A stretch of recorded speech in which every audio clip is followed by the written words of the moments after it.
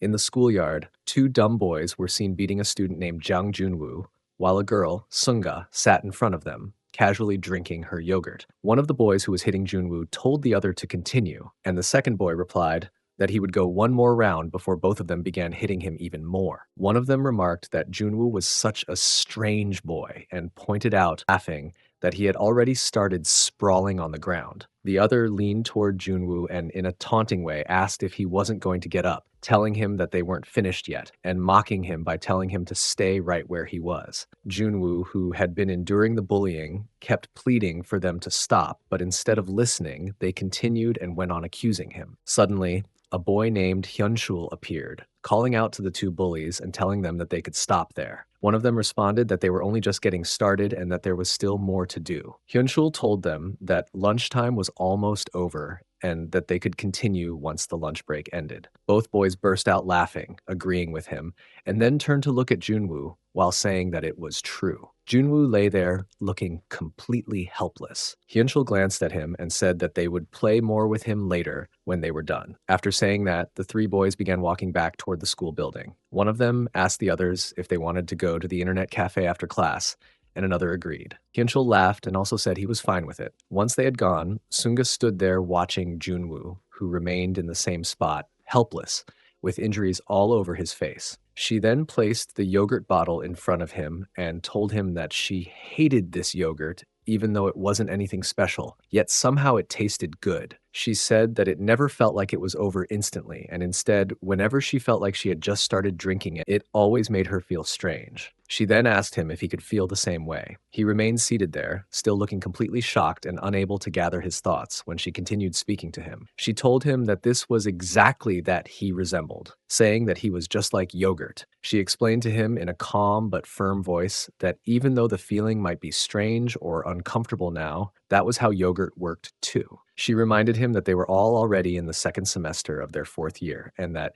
if he could somehow endure just a little longer, only one more semester, they would finally graduate. She told him that once they graduated, he would be free from all of this. She asked whether he had ever thought about it that way, and said that he should try to hold on just a bit longer. She added that after graduation, they would no longer see each other anyway, so he only needed to endure until then. After that conversation, Junwoo headed back to the hostel. The hostel was part of a small neighborhood inside the campus where most of the students who lived alone stayed. Inside his room, one of his friends, Heo Youngho, was sitting right in front of his computer screen. Youngho was clicking through several images of different women on the monitor, comparing them one by one and muttering to himself that it might be one woman or maybe another. When Junwoo walked up behind him, he told Youngho that he didn't understand anything he was talking about. Youngho quickly told him to wait for a minute, insisting that there was something important he wanted to show him. He explained that a special type of job existed on campus, a woman who sold yogurt exclusively to the college students who lived alone in that neighborhood. He added that she personally delivered the yogurt by walking around from building to building. Junwoo told him that he had probably picked up some pointless and exaggerated rumors. Youngho firmly insisted, though, that it was real this time. And he said there was a particular rumor about this yogurt lady that everyone kept talking about. While Youngho spoke, Junwoo kept thinking that the rumor about the yogurt lady was just another meaningless story circulating among students. Still, he remembered hearing once that one yogurt lady set aside yogurt specifically for male students who lived alone, which made him pause for a moment. Just as they were talking, someone came up to their door and rang the doorbell, calling out to ask whether anyone was inside. The voice sounded unfamiliar, and the tone suggested it might be someone delivering something. When Junwoo approached the door and opened it, he saw a woman standing outside holding a bag, and it immediately looked like she could be the yogurt delivery lady Youngho was talking about. He greeted her politely, telling her welcome, unable to hide how amused and surprised he was to see her. The woman looked at him with a warm expression and introduced herself by saying that she was the yogurt lady. He told her that yes, he needed the yogurt and thanked her politely, expressing his usual appreciation for her work. She asked him in a calm, routine tone whether he needed just one pack of yogurt that day, and he replied that one pack was right. As he stood there in the doorway, the thought crossed his mind that it had already been 3 full weeks since Miss Sohee had started delivering yogurt to him. She responded with a simple "all right," and leaned slightly toward her bag, saying that she would take it out for him. He watched her as she opened the bag and began searching inside for the yogurt bottle. While she did that, he kept thinking about everything Young-ho had told him earlier. He wondered whether those things could really be true. According to Young-ho, there was a yogurt lady who delivered only to students living alone in the neighborhood.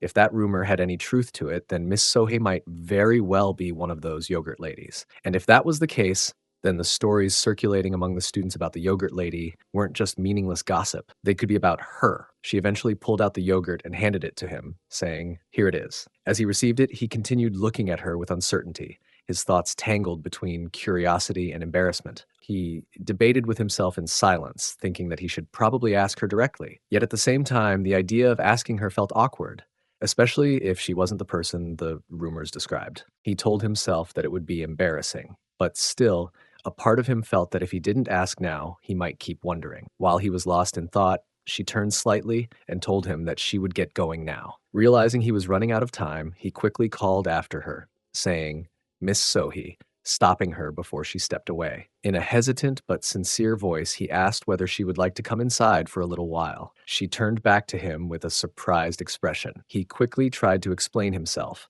telling her that he was always grateful for the deliveries she made, so he wanted to offer her a cup of coffee. He added that there was also something he wanted to ask her, trying to sound casual even though he felt flustered. She continued standing there with a confused look, then told him that it was the end of her shift and she needed to return soon. Hearing that, he asked if that was so, and then, unable to keep himself from it anymore, he mentioned that he had heard from his friend that yogurt ladies provided a certain special service. She looked genuinely startled when she heard him mention the special service, as if the phrase caught her completely off guard. Seeing her reaction, he hurried to explain himself, saying that he meant that he would buy more yogurt, and he asked whether he could request that special service through his order. She stood there frozen for a moment, processing his words, and then finally responded by saying that she thought he must be referring to the new product sampling service. Her explanation surprised him, and before he could make sense of it, she added that she felt bad because the event had already ended the previous week. He stood there in disbelief, thinking that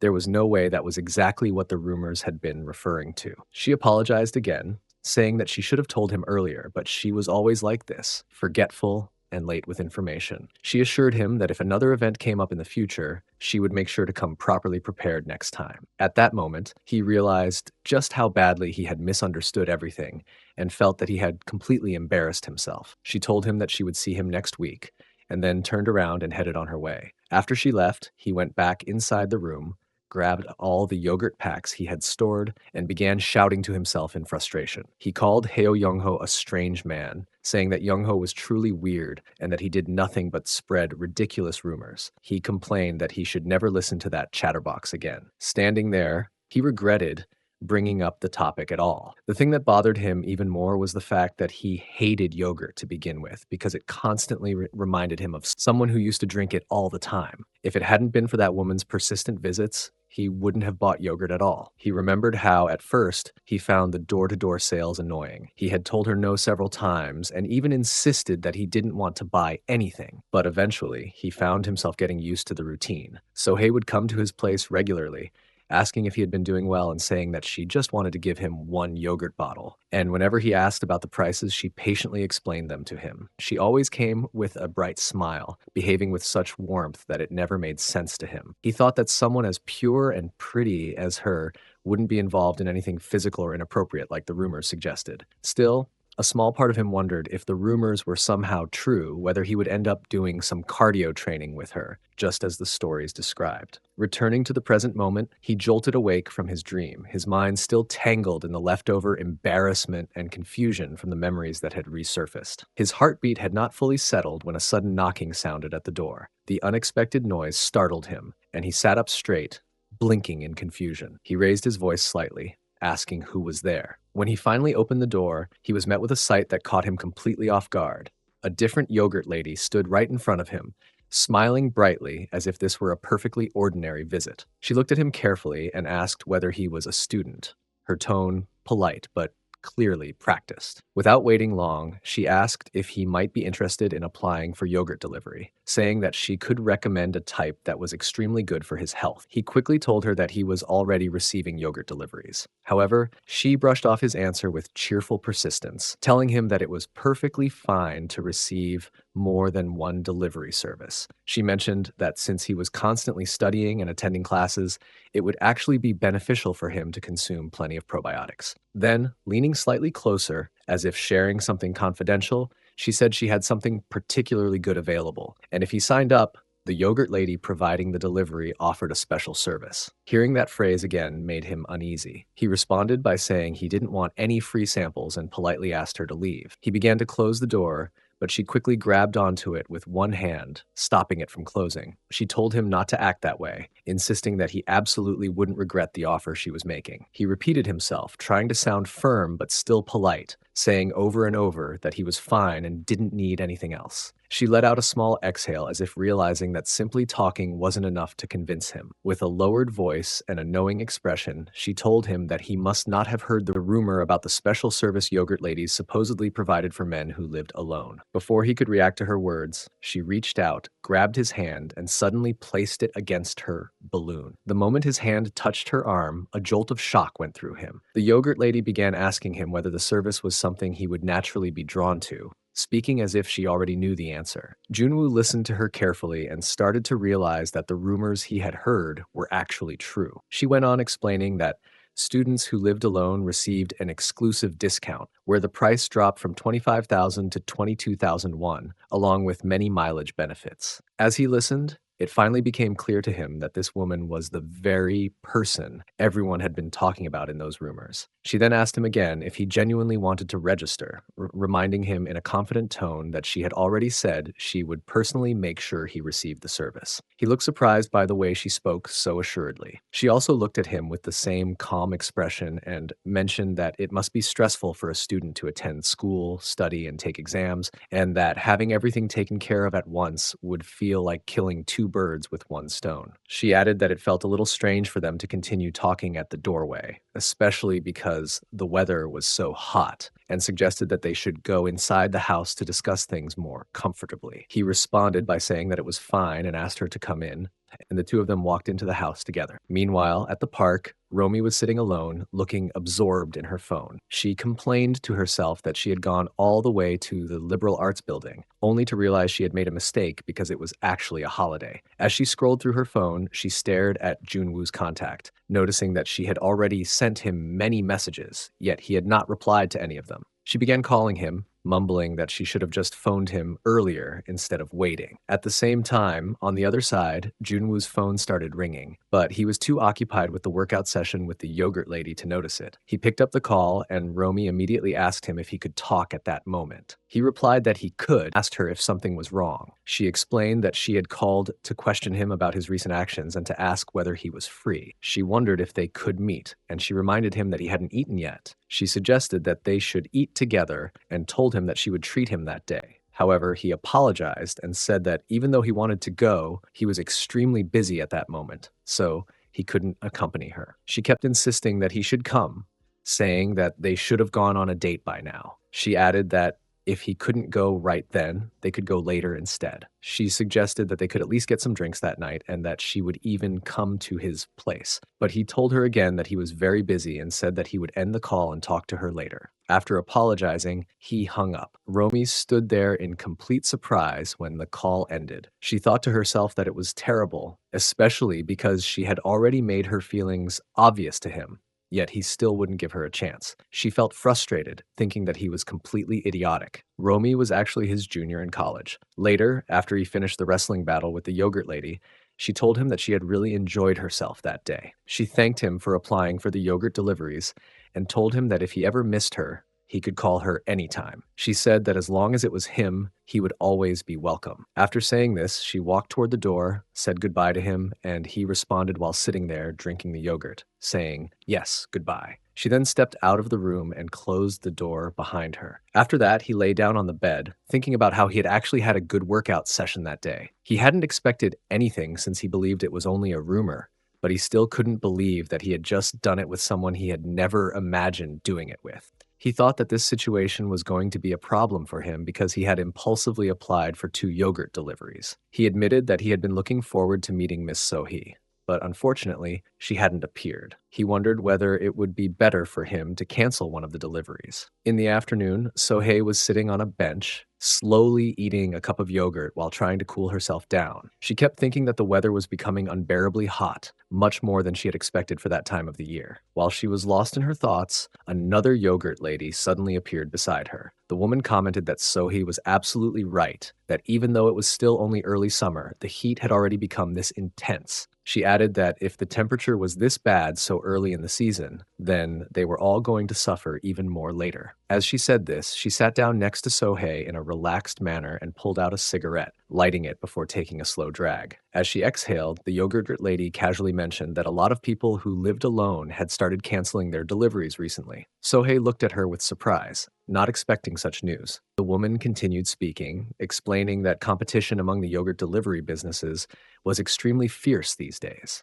She pointed out that it wasn't like the old times when there were only 1 or 2 delivery ladies in an area. Now there were many, and each of them was trying hard to attract customers. She said that if one delivery lady didn't offer extra services or something special, her customers would quickly move on to someone else. She told Sohei that she needed to think about that seriously, especially if she wanted to keep her position secure. After finishing her point, she asked what she thought about the situation. Then the yogurt lady leaned a little closer and lowered her voice, saying that she had a special secret that helped her keep her customers loyal to her for a very long time. She insisted that she could teach Sohei a little bit about it. Even though Sohei came from a different business background, the lady claimed she could still give her some guidance, especially because competition was getting harsh. But Sohei immediately refused. She told the woman that she was managing things well in her own way and that she didn't want to rely on anyone else's methods. After saying this firmly,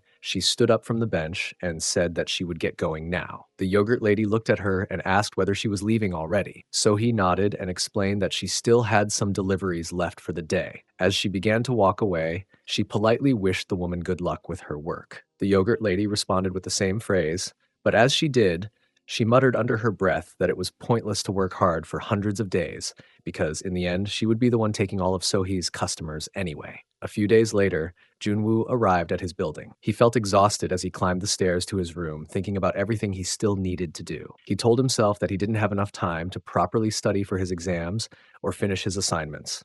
Although he had barely submitted them on time, he felt like he hadn't done them well at all. He realized he hadn't even eaten dinner because the stress had left him unable to concentrate or understand anything. He decided that once he got home, he would eat whatever he could find, even if it wasn't much. But as he reached closer to his door, he noticed someone standing in front of it. In his mind, he complained that he would rather drink than eat anyway, and he thought that he might just go out later to have a drink and clear his head. However, when he actually saw who the person was, he froze for a moment. It was Miss Sohei standing right in front of his door. She greeted him and mentioned that this was usually the time he finished school. She told him that she had rung the bell several times, but no one had come to the door. He was standing there, a little hesitant, looking at her and asking the reason she had come at this hour. She replied calmly, saying that she would get straight to the point without wasting any time. After saying that, she handed him a surprisingly large number of yogurt packets. He froze for a moment, completely taken aback by the sheer amount she had brought. She explained that this was the special service she had mentioned to him before. She admitted that she had been thinking about it for some time and realized that perhaps she had not been giving him enough of her service before. As a result, she had decided to bring these extra yogurts as a small token, hoping that he would continue supporting her deliveries. Her tone was polite but firm, showing that she took pride in her work and genuinely wanted his continued trust and support. He hesitated, then quietly told her something that caught her completely off guard. He said that, in fact, he had been meaning to tell her that the next time she came, he would like to cancel his regular yogurt deliveries. The words hit her like a shock, leaving her momentarily speechless. Her eyes widened in surprise, and she asked immediately the reason he wanted to cancel so suddenly, struggling to mask her disbelief. She reminded him gently but firmly that he had been receiving all the deliveries she had made so far without ever complaining or refusing them. He looked at her and explained carefully that the reason was simply that he no longer needed the deliveries. She frowned slightly, her mind racing. She was asking if he was canceling because she had not been providing good enough service, or because he was dissatisfied in some other way. He quickly shook his head, speaking sincerely, and assured her that it wasn't because of her service. He confessed that he actually didn't like yogurt much in general and had been receiving the deliveries out of habit or convenience. He apologized earnestly,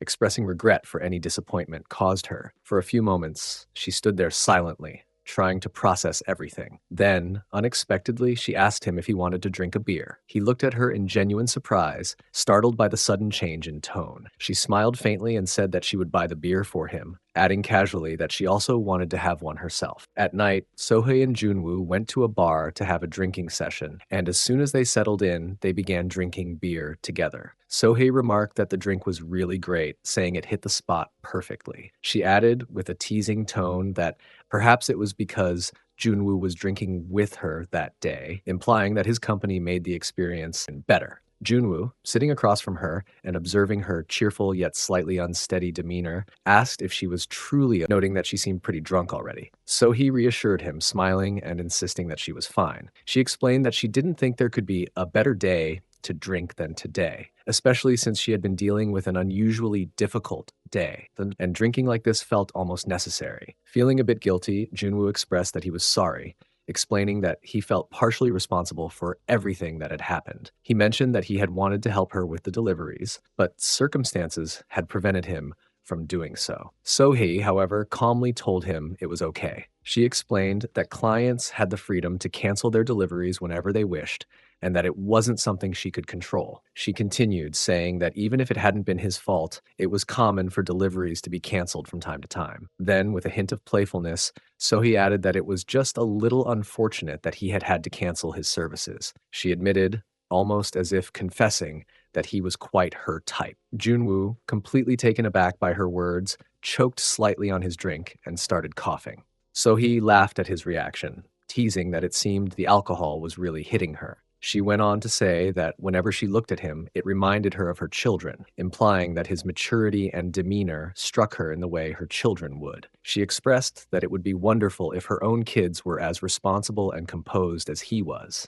Junwoo, now thoroughly confused, asked her directly if she really had children. She laughed softly, asking if he really thought someone of her age wouldn't have any, and then revealed with a warm chuckle that she had 2 fully grown children. Junwoo, trying to process the revelation, apologized immediately, admitting that she didn't look like someone who had children at all, and that it was very surprising for him to learn this. So he smiled at his reaction, explaining his words that he saw her as youthful, which she found flattering. Junwoo, still astonished, laughed in agreement, thinking again about the fact that she had 2 grown children. It was difficult for him to reconcile the image of her youthful presence with the reality of her motherhood. As their conversation lingered on the topic of age and life experiences, she asked about his age. He mentioned that he would be turning 21 that year. So he complimented him warmly, saying that his mother must be incredibly proud to have such a handsome, considerate, and thoughtful son. She added that it would be wonderful if her own children were as thoughtful and considerate as he was. Junwoo, somewhat bashful, said that it wasn't really like that at all and admitted that he never really listened to his mother.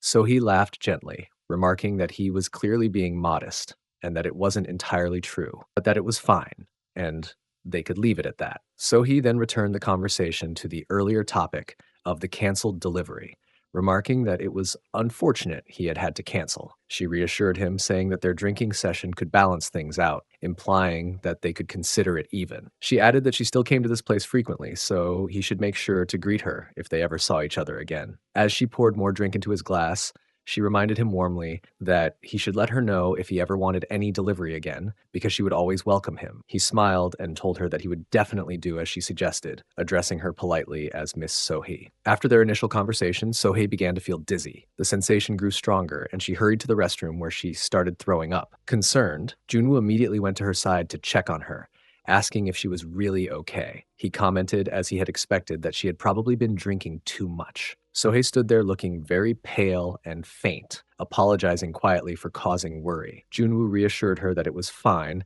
and urged her to try to stand up carefully, advising her to wait a bit while he called a taxi for her. He then pulled out his phone, checking something quickly, and asked about her address, presumably to make sure she could get home safely. Sohee, still holding his phone back in her hands, gently refused, saying that she didn't want to go home yet. She expressed that all she wanted was to drink a little more with him. Junwoo, a little surprised but attentive, asked if she was really sure that it was okay for her to continue drinking. After that, he kissed her. Sohee told him firmly that they could not go any further, and, with a gentle but determined push, moved him aside. Junwoo immediately apologized, explaining that he had momentarily acted without thinking in the heat of the moment. Sohee, hearing this, quickly apologized as well, which took him by surprise. She then clarified that despite his actions, he could not do something like that with someone like her at that moment. She emphasized that their current situation had only arisen because they were both drunk, and suggested that it would be best to pretend the incident had never happened. Junwoo nodded in agreement, acknowledging her point. So he stood there for a while, repeatedly apologizing, her voice tinged with embarrassment but also seriousness, as if she wanted to make sure he understood that the boundary was important. Meanwhile, at home, Hyunchul was in the middle of a wrestling battle with a girl when his sister Sunga suddenly entered the room. She told him to stop immediately and demanded that he change into regular clothes. Hyunchul, clearly frustrated and annoyed, reminded her that he had already instructed her not to come in while he was exercising. Sunga ignored his warning entirely, turning back as if his words did not matter. He questioned her, asking if she was really going to ignore him, and she sharply told him to shut up, adding that he should send the girl out immediately because their mother was home. Meanwhile, Junwoo was carefully carrying Sohee toward her home. Upon reaching the front door, he commented on how barely they had managed to make it, and reminded her that they had arrived at her house. He asked her to wake up, his concern evident in his tone. As they drew closer to the door, he asked her for the password to unlock the house. So he quietly told him the password, and Junwoo entered it. As the door clicked open, he asked her gently if she thought she could manage to stand now. As the door swung open, Sunga was standing there, her expression immediately sharp and scolding. She turned to her mother and expressed her frustration, saying that she had come back home completely plastered. She added that she had been somewhat relieved, thinking her mother might not come back at all, and chastised her, questioning how she could call herself a mother. At the same time, she was overreacting, or her thoughts made her mother seem foolish. Then, as her eyes focused, Sunga suddenly noticed Junwoo standing right there and froze, completely shocked. Junwoo, for his part, was equally stunned to see Sunga in front of him. Both of them were caught entirely off guard, frozen for a moment, unable to speak, each processing the unexpected encounter. The next day, Junwoo went to school as usual. While he was sitting in the classroom, one of his friends approached him and asked if he wanted to go to the internet cafe after school. Junwoo responded politely, explaining that he could not join because he had to attend his cram school that day. His friend nodded in understanding, though slightly disappointed, and then asked him whether he was planning to draw the red anime for him. Junwoo quickly replied that he had no intention of drawing anything like that for him, making it clear that it was not something he would do. As they continued their conversation, two people approached them. It was Sunga and Hyunchul. Hyunchul immediately called out to Junwoo, instructing him to follow him for a moment. Curious and slightly confused, Junwoo's friend asked the reason they were doing this, but Hyunchul only said that he would see him later and did not give any further explanation. Junwoo reluctantly went with them. As they walked, Junwoo asked Hyunchul if there was a problem or if something had happened. Hyunchul, who was visibly frustrated and frowning deeply, began speaking sharply. He called Junwoo a weird man and accused him of acting as if he were unaware that Hyunchul had heard some disturbing and inappropriate rumors. Specifically, Hyunchul confronted Junwoo about the rumor that Snunga was supposedly his girlfriend. Hearing this, Junwoo was completely shocked and could hardly believe what he was hearing. Without giving him a chance to respond, Hyunchul grabbed Junwoo by the collar. His voice was intense and threatening as he warned Junwoo not to think of himself as clever or untouchable. He demanded to know the reason Junwoo had come over with his mother, implying that from their recent interactions, it appeared as though they were more than just casual acquaintances. Hyunchul insisted that Junwoo tell the truth if he did not want to get beaten up and pressed him to explain the nature of his relationship with their mother. Junwoo, flustered but determined to be honest, explained firmly that he had no such relationship with her. He clarified that she only came to deliver yogurt to his house and that they simply greeted each other politely, nothing more. Hunchel, however, was not satisfied with this explanation and pressed further, asking about the matter of alcohol. He wanted to know if it was normal for delivery personnel to drink together with their clients. At this point, Junwoo began to lose his temper. He shouted that it was she who had asked him to drink, defending himself and insisting that he had done nothing inappropriate.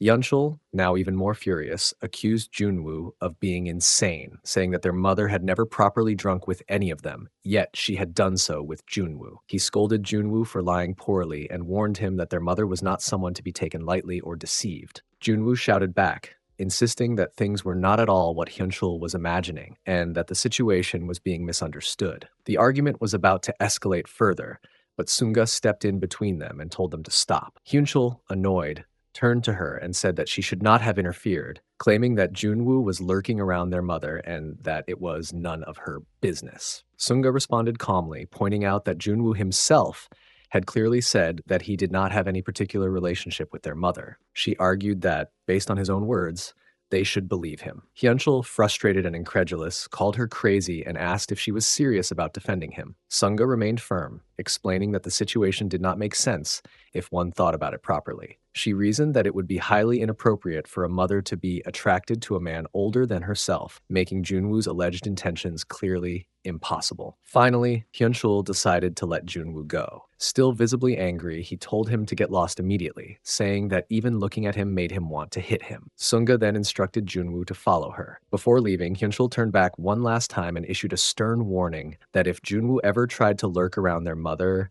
like he had supposedly done with Sunga in the past, there would be serious consequences. He emphasized that it was none of Junwoo's business to know everything their mother did outside, as long as he stayed out of it. Junwoo complied and left with Sunga. Once they were outside the building, Sunga stopped and stood there, giving him clear directions. She told him that the route she was indicating would lead him to the station and that he should follow it. Her tone was firm, leaving no room for argument, and she instructed him to leave immediately if he understood her instructions. Junwoo was standing there, frozen for a moment, his expression a mixture of confusion and disbelief. He looked at Sunga, trying to understand the reason she had chosen to believe him when so many others had doubted his words. Tentatively, he asked her the reason she trusted him. Sunga looked at him with a sharp, almost exasperated expression and called him an idiot, reminding him that he himself had said that their interaction had only been a simple drinking session. Her tone was both frustrated and matter of fact, making it clear that she thought his question unnecessary. Junwoo stopped her mid-sentence,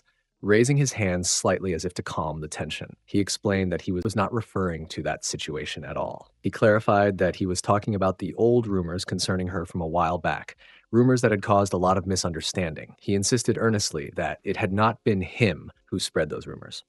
Sunga continued to watch him closely. He spoke again, his voice carrying both frustration and desperation. He reminded her that he had told her repeatedly that he was innocent, that it had all been a misunderstanding, yet she had never fully believed him. He acknowledged that it was understandable if Hyunchul and the others did not believe him either, as they had been caught up in the same rumors. He emphasized that those rumors were ultimately inconsequential compared to the truth. He admitted that his main concern now was not to defend himself, but to understand the reason she had believed him despite everything else. Sunga's response was calm but pointed. She told him that it did not matter whether he had spread the rumors or not. Junwoo's eyes widened in shock at her words, and he asked her to clarify her words, clearly struggling to grasp her perspective. She reminded him of the yogurt she had once mentioned, the one she had found strange because it had already been gone by the time she began to enjoy it. She drew a parallel between that experience and the rumors that whether or not he had caused them was irrelevant. The thing that truly mattered was how he had made her feel.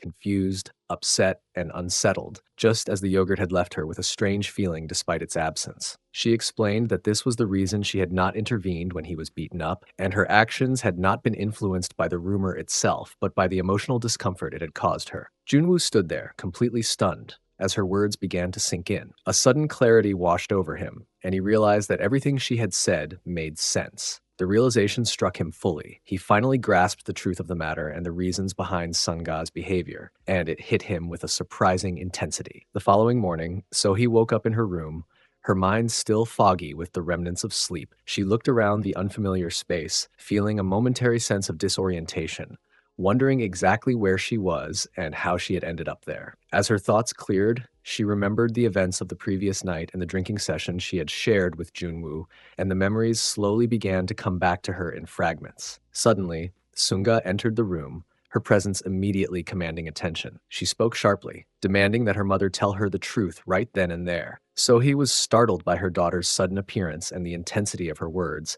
and she quickly asked about her words. Without hesitating, Sunga's frustration boiled over, and she began shouting at Sohei, pressing her relentlessly for an explanation about her relationship with Junwoo. Sohei told her that she did not understand Sunga's words. Sunga, in response, asked if Sohei was deaf and insisted that she should explain herself clearly whenever they drank together. Sohei explained that she had only drunk with him on a whim. She elaborated that she had met him while delivering yogurt and had gone to his house the previous night to make the last delivery, but he had said he wanted to cancel it. Feeling guilty, she asked if he would like to drink with her. Sunga listened silently as Sohei spoke. Sohei emphasized that it was just that, but before she could finish her sentence, Sunga interrupted her, saying that she understood the situation and that it was fine since Sohei did not have any particular relationship with that boy. Sohei paused and asked Sunga how she knew Junwoo, questioning whether she already knew him. Sunga revealed that they had gone to high school together and that she, along with Hunchul,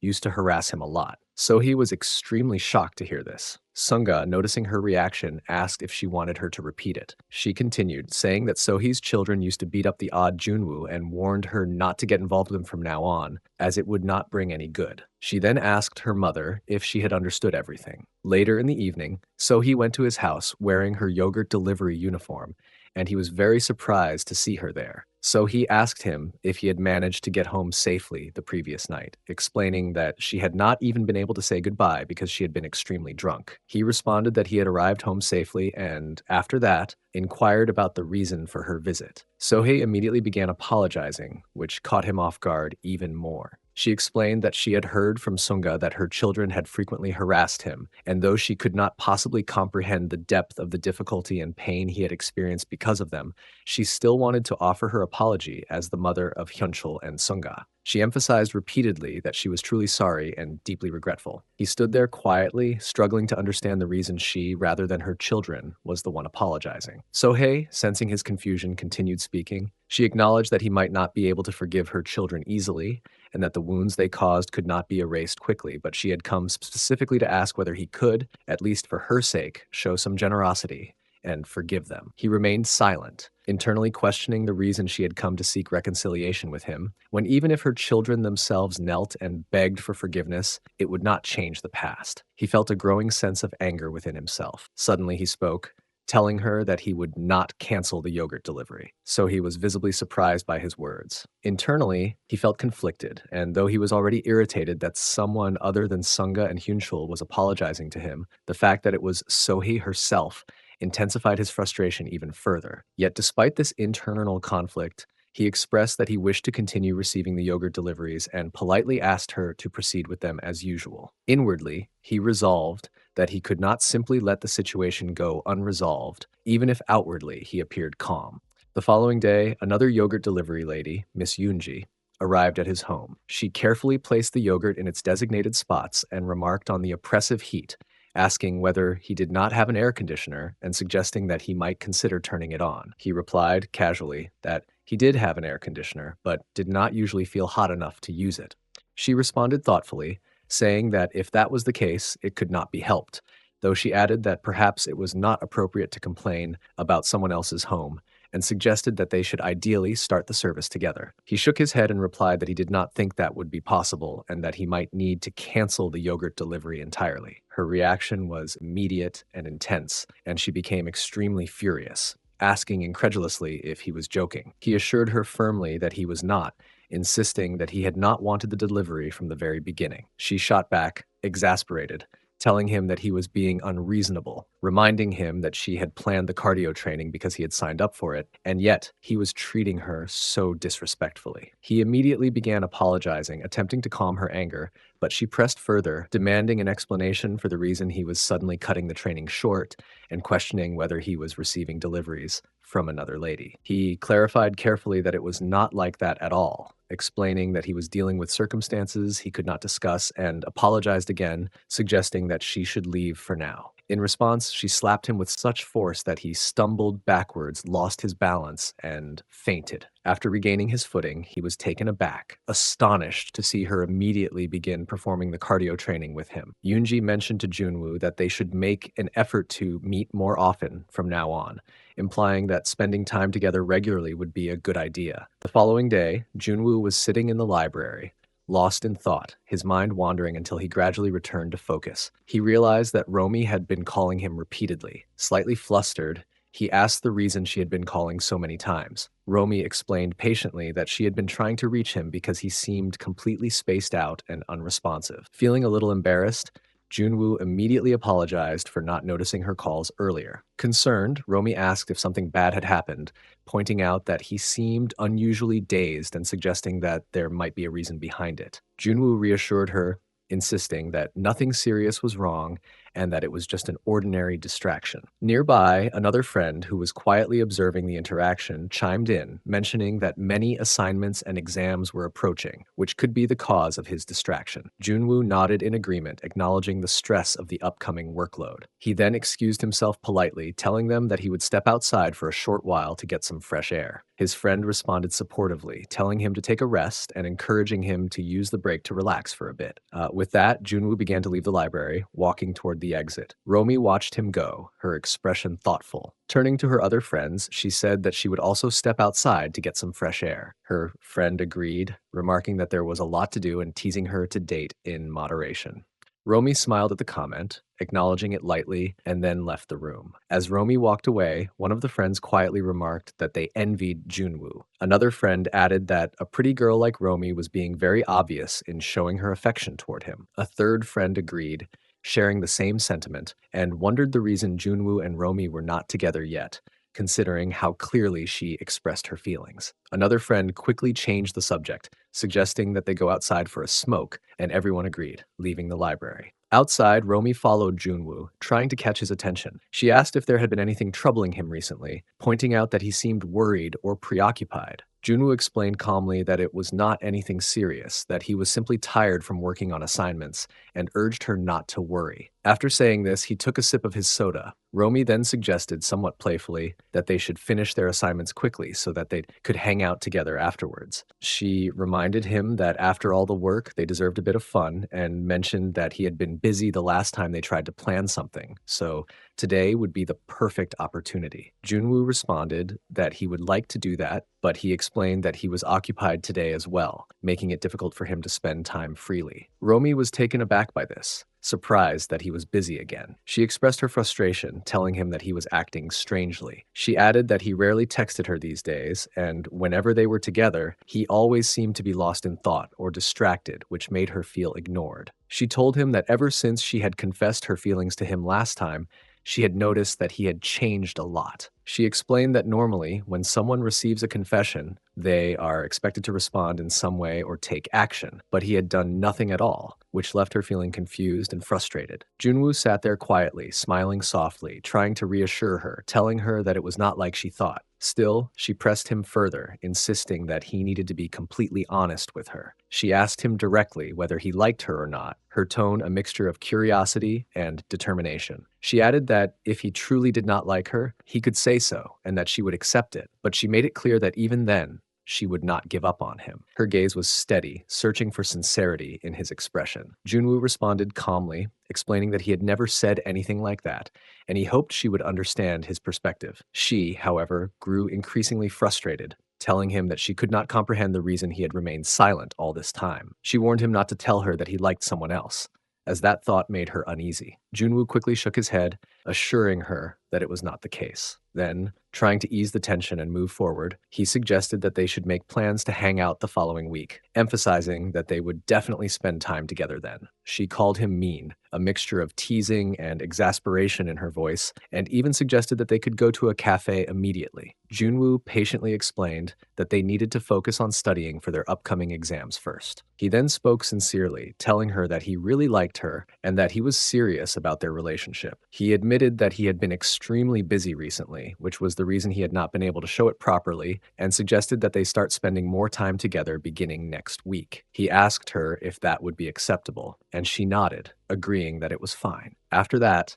he proposed that they return to the library to continue their assignments, noting that the break they had taken had lasted much longer than expected. He walked off toward the library, leaving her standing there. As she watched him go, a mix of frustration and confusion filled her mind. She thought to herself that it was incredibly annoying. If he truly liked her, she did not understand the reason he was avoiding her. She felt as though she was the only one anxious in their relationship, left wondering the reason he had left her hanging there. The next day, Sohei went to Junwoo's house to make the yogurt delivery. She rang his doorbell repeatedly, a little anxious, until he finally opened the door, visibly surprised to see her standing there. He asked if she had really come already. Sohei greeted him warmly, saying hello, and he responded with a polite greeting of his own, masking his surprise. Curiously, he asked if she had come solely for the yogurt delivery, and she confirmed that she had. She handed him the yogurt, explaining that it was a new product he should try. Junwoo accepted it, thanking her quietly, and for a moment both of them stood there in silence.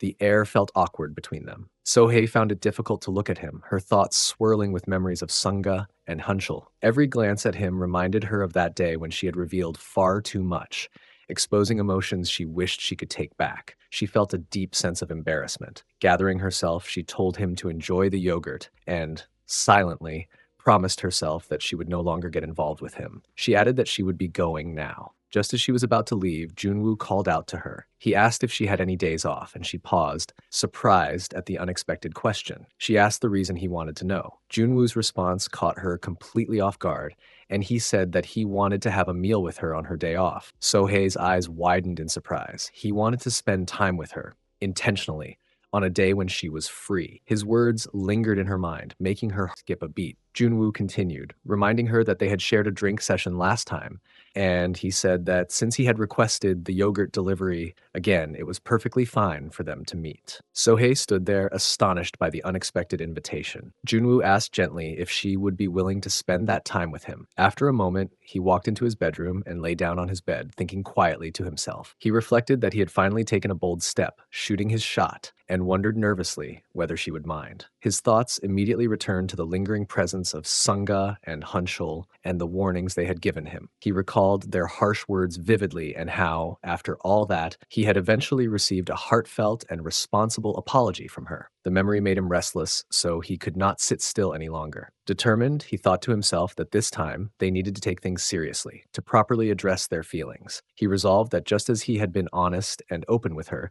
he would reciprocate the same sincerity, giving his all in return, no matter whatever challenges lay ahead. That night, Sohei lay on her bed, feeling unusually confused and unsettled. She thought to herself that something felt very strange, as if something was wrong with her. Gradually, her mind wandered back to all the conversations she had shared with Junwoo earlier, and she recalled his words vividly. She realized that after hearing him speak, her heart had been racing uncontrollably, her pulse pounding in a way she could not explain. She thought about the fact that he had invited her to spend her day off with him, and she found herself wondering whether she should go and meet him. The thought both excited and unsettled her. She admitted silently to herself that she was completely lost in him, and yet she felt the need to regain some composure. She reminded herself that she was not a young woman, and she was lady with 2 children, and that dating a young man, one who was the same age as her children, was a delicate situation. On top of that, she recalled Sunga's warning not to get involved with Junwoo. Initially, those words had weighed heavily on her mind, but now she found herself dismissing them, telling herself that she could not simply ignore her own feelings. She reflected on everything she had said and done, and recognized that if they continued to maintain this relationship without clarity, it would bring no good to either of them. Firmly, she resolved that she needed to meet him properly, to have an honest conversation about their relationship,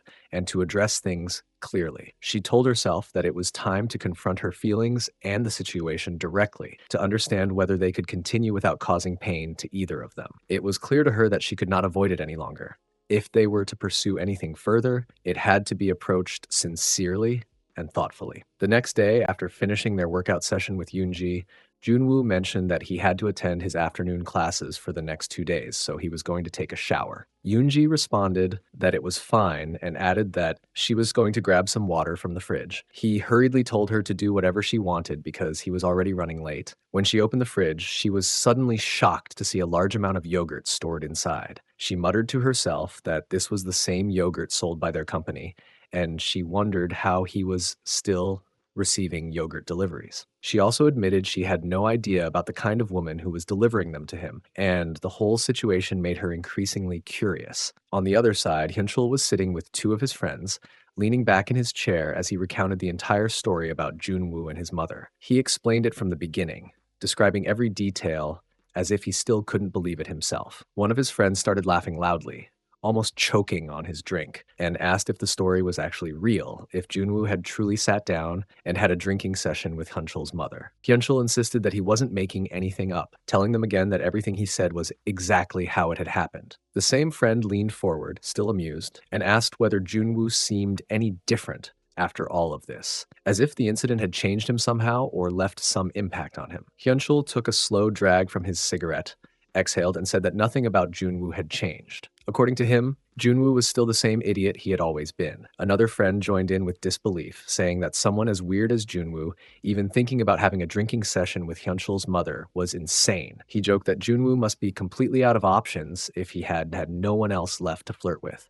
Then he turned to Hee Hyunchul again, asking whether Hee Hyunchul had beaten him up properly after hearing all of this. Hyunchul replied that he would have beaten Junwoo to a pulp without hesitation. But he couldn't do that, not because he didn't want to, but because of someone. As he said this, he turned slightly in his seat and pointed towards Sunga, who had been sitting beside them the whole time. She looked completely uninterested in their conversation at first glance, focused on her phone, a cigarette resting between her fingers, but she was listening. One of the friends scoffed and told Hyunchul that he still should have beaten Junwoo up, reminding him that they weren't talking about just some random person. It was his mother involved, and the situation deserved more anger than he was showing. Still staring at her phone, Sunga finally spoke. She told them not to exaggerate the situation so much and said there was no point in acting recklessly and beating someone without properly thinking. She explained calmly that things weren't the same as before anymore, and they had to look at the matter differently. Her quiet response made one of the friends stare at her with suspicion. He asked if something was wrong with her, saying she seemed too calm and too eager to soften the situation. He then asked directly whether she still had feelings for Junwoo. The other friend continued speaking, saying that he guessed Sunga and Junwoo used to be really close, and that it wasn't surprising people thought she liked Junwoo back then, even when all those rumors were spreading around. His words made the first friend look at him in shock,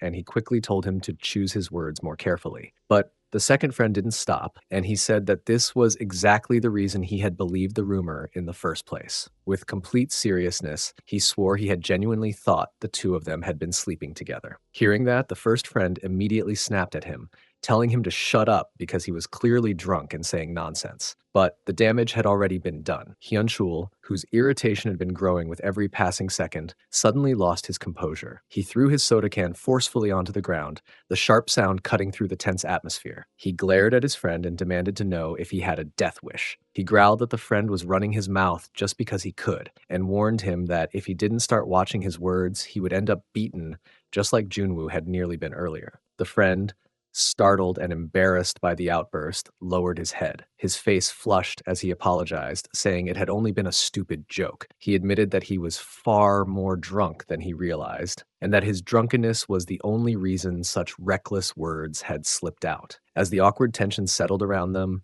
Sunga stood up, clearly wanting to get away from the situation. She didn't say anything at first and simply began walking toward the door. Hyunchul noticed and hurried to stop her, asking where she was going. She replied that there was no point staying there when the atmosphere had become that unpleasant. She said she would just mind her own business and then walked out, closing the door behind her with a dull thud. Hyunchul remained standing where she had left him, staring at the closed door and muttering that she was crazy. Meanwhile, in another part of town, Junwoo had sent a message to Sohei, asking if she had thought about the situation he had mentioned before, but she still hadn't replied to him. Holding his phone in one hand, he stepped out of the convenience store, his thoughts spinning in uncertainty. He wondered if she might be busy or if she was intentionally avoiding him. She had said she needed time to think, but her silence made him feel increasingly unsure. He felt conflicted, not knowing her answer if she even wanted to give him one. He kept reminding himself that eventually she would have to respond. Even if she tried avoiding him completely, she still delivered yogurt to him regularly, and that would be the only moment when he might get a chance to hear her decision face to face. Lost in his thoughts, he stared down at his phone again, just in time to see a new notification pop up. To his surprise, it was a reply from Sohee. She told him that tomorrow was her day off and asked if they could meet in the evening. For a second, he just froze, unable to believe that she had finally responded. Then his eyes widened, and he almost shouted out loud in excitement, amazed and relieved that she had finally answered him. Sunga was digging through her drawer, pushing aside folded shirts and bits of fabric as irritation slowly grew across her face. She whispered under her breath that the item had definitely been there just yesterday. The more she searched, the more her annoyance built, and she muttered that the whole situation was incredibly frustrating. After pulling everything out and still not finding whatever she wanted, she slammed the drawer shut with a sigh. Unable to contain her frustration, she walked straight into Hunchul's room without knocking. Inside, Hunchul was in the middle of a workout session with a woman, both of them focused on their exercises. But Sunga, fueled by irritation, didn't care about the timing. She looked directly at the woman and asked sharply whether she had gone through her things. Hyunchul frowned immediately, visibly annoyed by the interruption, while the woman blinked in confusion and denied touching anything. Still feeling suspicious, Sunga demanded to know whether she had taken or stolen the clothing item from her room. The woman repeated that she hadn't taken anything and that she would have to be absolutely insane to dig through someone else's room like that. Growing even more exasperated, Sunga declared that she still couldn't find her one-piece dress anywhere. Her tone made it obvious that she was losing patience. Hyunchul, just as frustrated, asked the reason she was even searching for her missing dress in his room of all places. He reminded her sharply that he had already told her not to barge in while he was doing his cardio training. Standing near the door, Sunga shot both of them a warning glare. She told them that if she ever discovered the woman had lied, none of them would be safe from her anger. With that, she turned around, walked out, and slammed the door behind her. Hyunchul stared after her, calling her crazy under his breath. Back in her own room, Sunga began turning things over again, checking every place where the dress could have been. The dress was nowhere to be found. If it wasn't in the drawer, the laundry, or the closet, then where it had gone. Standing still for a moment, a thought suddenly crossed her mind. Perhaps her mother had taken it with her. The possibility made her hold her breath in weary frustration. Meanwhile, Sohee was making her way down the street, walking quietly while adjusting the dress she had borrowed. A short distance away, two boys noticed her and immediately began whispering to each other while pretending not to stare too blatantly. One of them murmured that the woman passing by was incredibly pretty, so much so that his heart nearly skipped a beat the moment he saw her. The second boy nudged him and said that he should just go up to her and ask for her number if he was that impressed. But the first boy hesitated and whispered that he wasn't even sure how old she might be. The second boy studied her for a moment and confidently declared that she looked older than them, maybe even in her 30s. The first boy's eyes widened in disbelief, and he argued that she didn't look that old at all. He said she looked like she was in her late 20s at most, because her features were too youthful for anything beyond that. He added that her age didn't matter to him anyway. If someone looked that beautiful, he would still go and try to get her number. The second boy rolled his eyes and told him to keep dreaming. With someone who looked like that, he said, there was no way she didn't already have a boyfriend or a lover. Sohei heard their whispers clearly, and a wave of embarrassment washed over her. Her steps slowed, and she sighed to herself. She thought that maybe she had overdone things today. She had secretly borrowed Sunga's dress because she didn't have anything suitable to wear, and the fact that she had resorted to sneaking into someone else's room made her feel pathetic. She knew that if Sunga ever found out, she would be absolutely furious. Still, So he tried to comfort herself, thinking that it would be fine as long as she returned the dress later without anyone noticing. She was only going to wear it for a little while anyway, and besides, she wasn't planning on meeting him frequently in the future, so just once should be okay. But her thoughts kept spiraling. She grabbed the hem of the dress and wondered again if she had made a huge mistake. Right in the middle of her worries, she suddenly heard someone call her name. She looked up in surprise and saw Junwoo approaching her through the crowd. For a second, she froze, then hurriedly composed herself as he walked over. Junwoo apologized as soon as he reached her, explaining that getting ready had taken him longer than expected. He then asked if she had been waiting for him for a long time. Sohei quickly shook her head and said she hadn't waited that long at all. Trying to distract herself from her nervousness, she mentioned that she had never really been to Hongdae before and was surprised by how crowded and lively the area was. Junwoo fell quiet for a moment as he looked at her,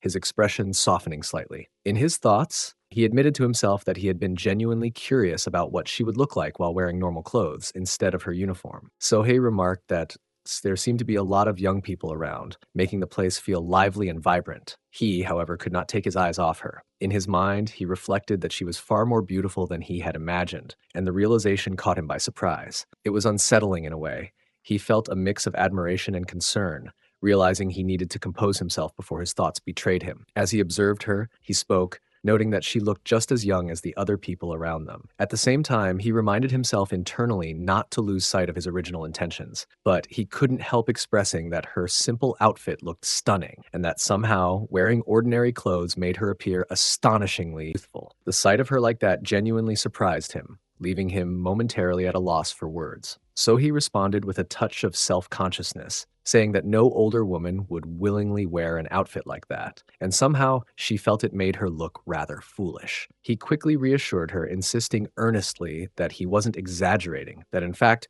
she was the most beautiful woman he had seen walking through Hongdae that day. She blushed and laughed shyly, admitting that his words were making her flustered and asking him to stop teasing her. He looked at her with sincerity and explained that he was not joking in the slightest. He was speaking nothing but the truth. He confessed that every time he saw her waiting there, his heart would race uncontrollably. From a distance earlier, he had noticed an incredibly beautiful woman standing there, which had made him curious about who she could be, only to realize it was Sohei. The intensity of that moment had caused his heart to genuinely pound. She thanked him quietly, still a little shy, and admitted that it had been a very long time since anyone had given her such a compliment. The feeling made her feel awkward and embarrassed, and she apologized for reacting in such a way. He smiled gently at her response, using it as a transition to ask her something that caught her completely off guard. He revealed that going out together that day was, in his view, essentially no different from going on a date. Startled by this suggestion, she froze for a moment, processing his words. He went on to explain that because of this, he felt comfortable calling her Nuna today,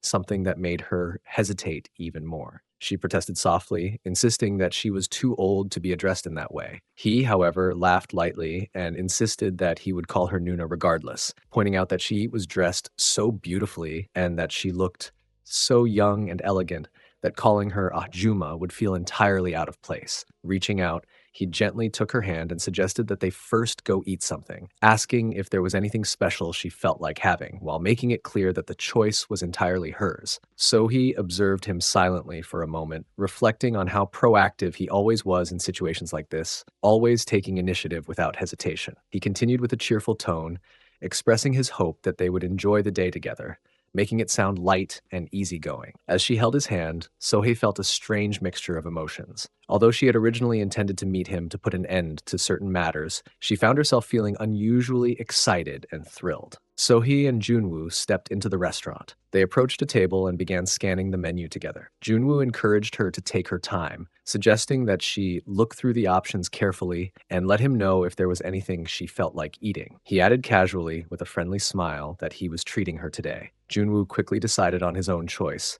saying that he would have the truffle pasta, and then turned to her with a gentle look, asking about the dish she would like to order. So he stared down at the menu, feeling completely out of her element. She thought to herself that she didn't understand any of the options at all, the foreign-sounding dishes making her feel both confused and overwhelmed. She told him that she could simply order the same thing as him, wanting to ease her discomfort. Seeing his cheerful and encouraging expression made Sohei feel a mix of relief and embarrassment. He leaned a little closer, his tone curious yet gentle, asking if she was truly serious about leaving the choice entirely to to him. He pointed out that there were more options lower on the menu, such as lobster and steak, wondering if it might be that she didn't particularly like the menu at all. Sohei's cheeks warmed at the attention, and she admitted softly, almost apologetically, that this was, in fact, her first time visiting a restaurant like this. She explained that she was used to simpler dining experiences, places where she could easily understand the food, like local set meal restaurants or small kimbap stores in her neighborhood. Restaurants popular among younger crowds were completely unfamiliar to her. She knew that Junwoo had chosen this place with her in mind, wanting her to enjoy something new. The unfamiliarity of the menu left her feeling awkward and self-conscious. Feeling slightly flustered, she apologized, admitting that the situation was embarrassing for her. She confessed that she didn't want to make a fuss or seem difficult, so she would trust him completely and have whatever he recommended. He suddenly started laughing, a loud and genuine laugh that filled the small space around them. He said that it was incredibly funny, though Sohee couldn't immediately understand the thing that had amused him so much. Noticing her puzzled expression, he explained that it was ironic, though she still struggled to grasp the meaning of his words. He went on, smiling, that judging by how she spoke about the places she had been to, it seemed as if she had traveled all over the world. Yet, in reality, she had only ever gone to the kind of places frequented by older women, the small restaurants and local eateries in her neighborhood. That contrast, he admitted, struck him as so funny. So he blushed slightly and apologized, saying that she really was sorry, explaining that she was just an older Ajuma and that this was her first time visiting such a place. He looked at her with surprise and amusement, remarking that it was the first time he had ever seen her get genuinely flustered and a little angry. She protested lightly, saying that there was nothing wrong with set meal restaurants and that many young people also went to those kinds of places. He teased gently, pointing out that a lot of older people came there as well. She smiled faintly in response, and he couldn't help but comment that she looked incredibly cute. He continued, reflecting on how he had mostly only seen her while she was out making yogurt deliveries. Watching her in a completely different setting, dressed nicely and relaxed, made him feel like he was seeing a new side of her. He compared it to the last time they had gone drinking together, noting that she exuded a charismatic energy that he found captivating. So his face turned a shade redder as she heard him, feeling her heart flutter in that familiar yet slightly unfamiliar way. She realized again how nervous she became around him, how quickly her emotions could be stirred, and she struggled internally to understand these new sensations, the butterflies that left her feeling both excited and unsettled. After they had finished eating, Sohei expressed that she had really enjoyed the food. Junwoo asked her about the taste, wanting to know if it suited her palate. She replied enthusiastically that it had been delicious,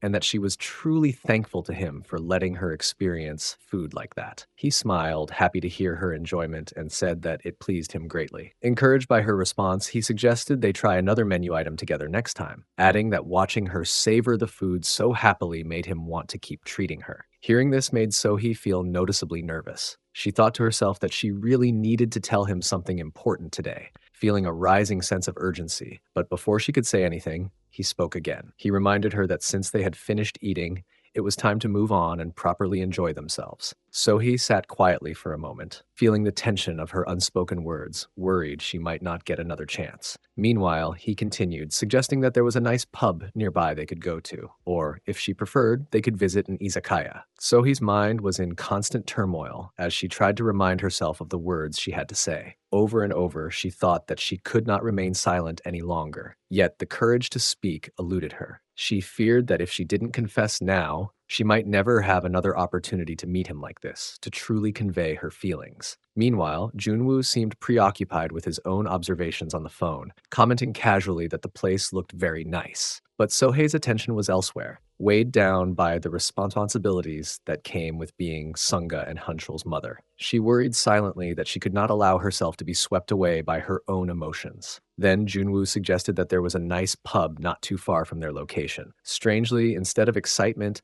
Sohee felt a pang of regret, a quiet sense that leaving so soon or going on might make her lose control of her carefully guarded feelings. Tentatively, she spoke, apologizing for her sudden hesitation. Junwoo looked slightly confused as she continued, admitting awkwardly that she should have told him earlier and that she needed to leave now. The words tumbled out that she had to wake up early for work the next morning. Trying to soften the sudden departure, she added a faint, almost unintentional next time. The moment the words left her lips, her heart skipped in shock. She realized immediately that she had said more than she had intended. She thought, internally chastising herself that she wasn't supposed to say that. She should have told him the truth. Junwoo, sensing her hesitation and perhaps understanding the unspoken meaning in her tone, remained quiet for a moment. Then, with a gentle but resigned voice, he said, "There's nothing he can do then." Sohei's chest tightened at the weight of those words. She felt the familiar sting of frustration and helplessness. She knew she did not yet dare to bring it up again. But in that moment, she silently promised herself that she would. She resolved that the next time she came over for the yogurt delivery, she would tell him everything properly, her thoughts, her feelings, everything she had kept hidden. Yet reality quickly shattered all her carefully laid plans. Before she could even act on her resolution, she found herself at his place. She was lying down on the bed, facing him, and her heart nearly stopped. She was completely stunned, thinking that nothing could have prepared her for this moment. She had never imagined that she would hear a confession from Junwoo while lying there, so near him, her heart exposed in ways she wasn't ready for. He looked at her with sincerity, a quiet urgency in his voice that made her chest tighten even more. He told her that he felt he might not have another chance to speak his heart and that he needed to say it now. Then, with complete honesty, he confessed that he liked her. At first, he said he had only been curious, only a little interested, but now he was sure. He wanted to know her, not just the casual, surface-level Sohei he had seen on deliveries, but the real Kang Sohei, the woman behind the smile and composure. His words struck her. Finally, after a quiet pause, he asked her if she would go out with him. Sohei lay there, frozen, utterly stunned. At night, as they went toward Sohei's home, she kept glancing at Junwoo. She told him that he didn't need to see her all the way home, that he could turn back now, if he wanted. But Junwoo insisted otherwise. He reminded her that since she had spent the day with him, it was only natural that he should escort her safely home. Besides, he added casually, her house was nearby, so it wasn't out of his way. Sohei followed him silently, noticing that he seemed quieter than usual, less talkative than the lively mood he had shown earlier. She wondered if he might be annoyed and quickly reassured herself that it was understandable. After all, she had abruptly said she needed to leave while they were still enjoying each other's company. Perhaps, she reflected, she should have stayed a little longer with him. When they finally reached the small street outside her house, he mentioned that they had arrived. Sohei's mind drifted for a moment, and she thought that if they hadn't shared this time together, perhaps they would never have become so comfortable in each other's presence. Stepping closer to her door, she heard him speak again, expressing that he had really enjoyed spending the day with her. She agreed wholeheartedly and thanked him, especially for taking the time to bring her home. Despite the pleasant farewell, Sohei couldn't help but feel a small knot of unease in her chest. Junwoo noticed the tension and asked if something was wrong, gently urging her to speak up if she wanted to share. She shook her head, insisting that it was nothing, and told him she would head inside now, also reminding him to get home safely. He stood for a moment, watching her disappear inside before finally turning back toward his own home. As Sohei entered her house, a shock stopped her in her tracks. There, in the middle of her living room, stood a woman, entirely without clothing. The unexpected sight left Sohei momentarily speechless, and she demanded to know who the woman was,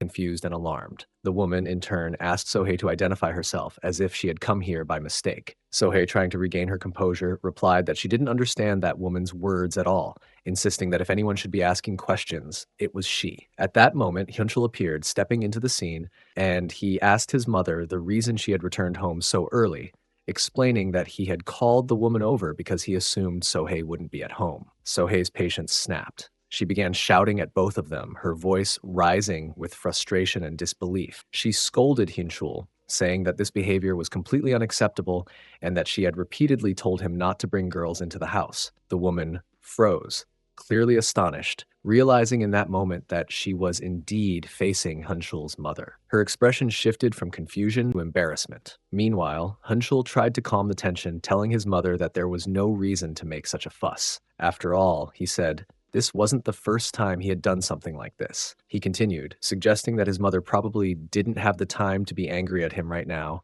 given that Sunga was already upset with him for taking her clothes without permission. Hyunchul called Sunga, informing her that he had found her clothes. Shortly afterward, Sunga arrived, and Hyunchul explained somewhat humorously that their mother had been acting as a hanger for her clothes. Sunga's expression immediately turned frustrated. She scolded him, reminding him that she hated it when anyone touched her clothing, and that, because of him, she had spent a long time searching for the missing items. Meanwhile, Hyunchul and the woman quietly retreated into another room, leaving Sohee and Sunga to deal with the tension. Sohei immediately tried to apologize to Sunga, explaining that she had been meeting someone that day and hadn't had any other clothes to wear. She admitted that she knew she shouldn't have taken Sunga's garments, but it had been the only option she had, and she truly couldn't help herself. She added earnestly that she was very sorry and promised to wash the clothes and return them exactly where they belonged. Sunga, however, was incensed. She shouted that Sohei should not bother returning them at all and that she should throw the clothes out immediately. Sohei was completely shocked by this harsh reaction. Sunga repeated herself, growing even more agitated, making it clear that she was disgusted and demanding that the clothes be thrown away at once. Meanwhile, Hyunchul and the woman were carrying out their cardio exercises in the other room, their movements echoing faintly through the walls. Sohei, trying to calm the situation, told Sunga that there was no reason to feel disgusted, as she had only worn the clothes briefly. But Sunga's frustration only intensified. She demanded to know for whom Sohei had worn the clothes, speculating sharply that it must have been one of the men from the yogurt delivery service. Sunga's tone grew harsher as she suggested there might have been more than one man involved, and angrily remarked that she could never wear clothes that Sohei had previously used. She emphasized she was not foolish enough to take the garments after someone else had worn them. At this point, Sohei's own temper flared. She scolded Sunga for being unreasonable and questioned whether Sunga had been paying attention to whatever Hyunchul and the woman were doing. Sohei pointed out the larger issue, that Sunga often brought delinquents over to smoke and drink, and on top of that, Hyunchul brought women into the house without concern for whether Sohei was home. Her voice carried a mix of frustration. Sohei continued speaking, her voice trembling as she said that she was always the one who cleaned up the mess in the house and that it felt like everything was left for her alone to handle. She insisted that they seemed to believe she had nothing to say, as if her feelings didn't matter. Inside his room, Hyunchul was thinking quietly to himself that their mother was extremely angry, more than usual. Sohee's frustration finally poured out as she declared that she had dealt with enough already, but she could no longer continue like this. She said she was sick of the family and that she no longer wanted to endure the humiliation she constantly received from both of them. Sunga responded coldly, telling her that if she felt that sick of them, then she could simply leave. She added that there was no need for them to live together if Sohei felt that way, and that separating would probably be better for all of them. She confessed that she had wanted that for a long time anyway, and said she could not live with someone she considered a thief. Hearing that, Sohei finally realized that she had reached her limit. She couldn't handle the situation anymore. Feeling like something inside her had finally broken, she walked out of the house, her steps quick and shaky. Once outside, she stopped, her emotions overwhelming her, and she began sobbing, tears spilling uncontrollably as she thought to herself that she couldn't understand the reason such things were happening to her. She felt she hadn't done anything wrong enough to deserve this kind of treatment. While she cried outside, Junwoo suddenly appeared. He noticed her and asked the reason she was out there at that hour, confused and concerned. Without hesitation, she moved toward him and embraced him tightly, tears filling her eyes. She told him that she had wanted to endure everything because she was still their mother and they were still her children, but she couldn't do it anymore. She was truly sick of everything they were putting her through. Junwoo stood there quietly, holding her, and in his mind, he was telling her not to apologize. He felt a strange sense of relief because, in that moment, seeing her vulnerable and leaning on him, he believed that as long as she was like this, he might finally have a chance to be closer to her. Sohei and Junwoo stepped into the club, immediately immersed in the vibrant energy of the place. All around them, people were dancing, laughing, and enjoying the music, the atmosphere buzzing with excitement and color. Sohei held a glass in her hand, standing still for a moment as she took in the scene, and she thought to herself how overwhelmingly loud it was. She questioned whether coming here had really been a good idea. Junwoo quietly approached her from behind and suggested that she stay closer to him. He explained in a calm tone that being alone in such a crowded and energetic environment could make it easy for other men to approach or bother her. Sohei responded politely, sending him a small thank, her tone carrying a mixture of gratitude and embarrassment. He then looked at her with concern and asked if she truly felt okay about staying any longer. He observed that she already seemed noticeably drunk. and he expressed his honest thoughts about the reason he had brought her there. He reminded her that she had wanted to experience a club at least once, while admitting that he personally did not enjoy such noisy, chaotic places. He also commented on how intense the environment felt, noting that the volume and crowd made it difficult to stand comfortably, and even suggested, half in jest and half seriously, that perhaps they should have just left. Sohei, however, insisted that she wanted to linger a little longer. She explained that her curiosity about these types of places had drawn her in, and inwardly she reflected on how experiencing this environment might help her understand her kids better, perhaps by seeing the kind of spaces they might find themselves in, or by connecting with a younger social energy she rarely encountered. Junwoo considered her words and finally agreed, though he did so with a hint of reluctance. He told her to follow him, moving carefully through the crowd to ensure she stayed close. He then suggested that if they were going to enjoy themselves, they should have a drink, offering to treat her. He also made a gentle but firm request that she hold onto his hand, warning her that it would be very difficult to locate her in the throng if she let go. Sohei nodded in agreement, accepting his guidance. Together, they approached the bar, where Junwoo ordered 2 highballs from the bartender. So he picked up her highball and began drinking. Junwoo watched her quietly, a faint smile tugging at his lips. He remarked that she could still drink even while drunk, curiosity and amusement in his tone, and then asked if she was always able to handle alcohol this well. She looked at her glass thoughtfully and admitted that she had expected the drink to taste like soju because it was clear, but was surprised to find it much sweeter than she had anticipated. And she smiled lightly and added that she liked it. Junwoo laughed softly at her reaction and warned her to be careful, teasing that she might get drunk far faster than she realized. Sohei, slightly skeptical, asked if he was serious, noting that the drink didn't seem strong at all, though she acknowledged she needed to be cautious. Junwoo shifted the topic gently, asking if she planned to go home tonight. She hesitated and admitted that probably she would not, reasoning that even if she did, nothing particularly good would come of it. He then asked whether she had a place in mind to sleep, which immediately flustered and embarrassed her. She hesitated, her cheeks warming, and admitted that she really wasn't sure. Before Junwoo could respond, Romy suddenly appeared from behind, shouting at him in a loud, sharp voice. He jumped, startled, and turned to see her. He asked incredulously how she could have come to a place like this. Romy scolded him for being so inconsiderate, saying it was unfair to come to a club without informing her. Her words caught both of them off guard, and her eyes flicked toward the woman standing behind him. Romy asked about her presence, but Junwoo waved him off, insisting that she could not possibly understand because she was drunk. So he, curious and slightly uneasy, asked Junwoo who Romy was. He explained carefully, apologizing for the confusion, and said that Romy was speaking differently than usual because she was extremely drunk. He clarified that she was a dongsang from college and merely a close friend. Just then, Romy leaned closer to Junwoo, wrapping her arm around his, and declared to Sohee, in no uncertain terms, that she was Junwoo's girlfriend. Sohee froze, completely taken aback by the revelation. Romy continued, explaining that they had just started dating and that their bond was very close. Junwoo himself looked shocked, struggling to process the sudden intensity of the moment. Romy then turned towards Sohei and asked pointedly whether she was his friend. Sohei, choosing her words carefully, replied that she only happened to know him and that there was no special relationship between them. She offered a sincere apology to Romy for any misunderstanding she may have caused and added that she would leave now, promising to see them another time. Junwoo tried to stop her, standing in her path and urging her not to go, but Sohee ignored him and walked away gracefully, keeping her composure despite the tension.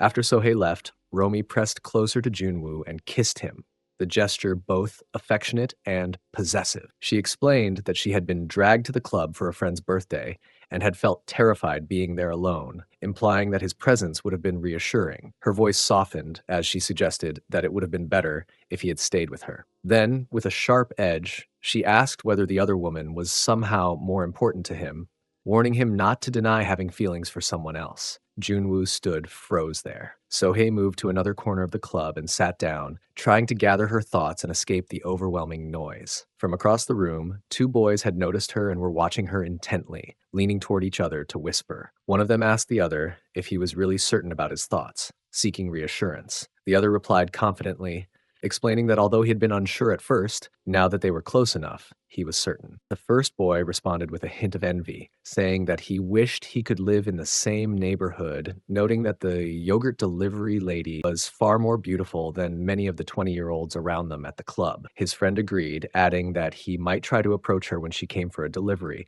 speculating that this was probably the reason she was at the club in the first place. The first boy then raised a concern, asking how much she had drunk and whether his friend had added anything unusual to her drink. The party in the club continued at full pace, with music thumping, lights flashing, and everyone around them dancing and laughing, fully absorbed in the energetic atmosphere. In a more secluded, unauthorized room where entry was strictly prohibited, Junwoo and Romi were caught up in a wrestling battle. Junwoo's mind raced as he realized he had made a mistake. He had run off to a quiet place, like thinking he could get a moment to himself. But Romi had unexpectedly kissed him, and now things had escalated even further. He couldn't help but think that trying to escape had only made the situation worse. Meanwhile, across the club, two boys had cornered Sohee and dragged her to a more isolated part of the room. They had removed all of her clothes. One of them leaned in, apparently about to kiss her, their intentions clear and unsettling. Suddenly, the door to the secluded room swung open with force, and Junwoo appeared, his expression stormy and his voice filled with anger. He demanded harshly, almost shouting, demanding to know about his identity. Junwoo remembered clearly that the very first time he had met Romi was at the start of the semester. Back then, everything had felt new and unfamiliar, yet she had quickly become the closest female friend he had on campus. They had grown comfortable around each other so easily that they were almost always seen together. From the moment they met, he had sensed that she might have feelings for him. She often showed a warmth and affection that hinted at something deeper, but he had only ever regarded her as a close dongsang.